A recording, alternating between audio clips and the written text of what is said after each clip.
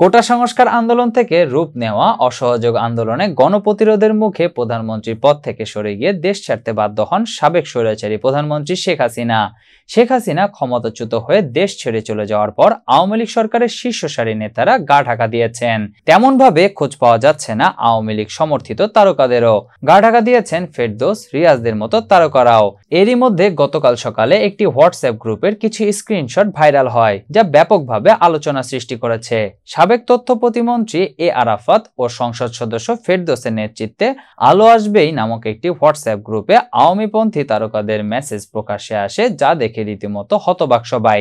যেখানে দেখা যায় অভিনেত্রী অরুণা বিশ্বাস, সোহানা সাবা, যাদের অবস্থান ছিল ছাত্রদের আন্দোলনের বিপক্ষে, তারা মত দেন যেভাবে হোক আন্দোলন থামাতে হবে। অরুণা বিশ্বাস পরামর্শ দেন ছাত্রদের উপর গরম পানি ঢেলে দেওয়ার।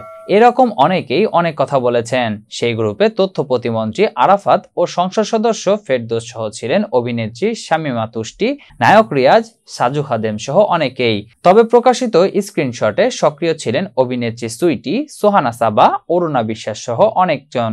বিষয়টি ইতোমধ্যেই সামাজিক মাধ্যমে ঝড় উঠেছে। এদিকে আন্দোলনের বেশ কয়েকদিন আগে থেকেই দেশের বাইরে ছিলেন আলোচিত অভিনেতা জায়েদ খান। দেশের বাইরে থেকেও সক্রিয় ছিলেন এই হোয়াটসঅ্যাপ গ্রুপে। তিনি গ্রুপে এক সাংবাদিকের দেওয়া মেসেজ ফরওয়ার্ড করে লেখেন, কেবল একটি আওয়াজ, তা হলো জয় বাংলা।